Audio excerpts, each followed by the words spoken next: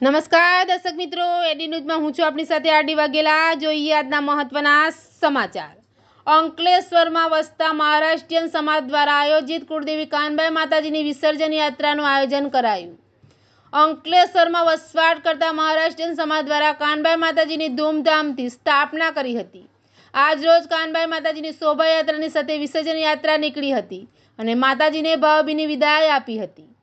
મહારાષ્ટ્રીયન સમાજ દ્વારા મરાઠી સમાજના કુળદેવી કાનબાઈ માતાજીની પવિત્ર શ્રાવણ મહિનામાં એક દિવસની સ્થાપના કરીને ઉજવણી કરવામાં આવે છે.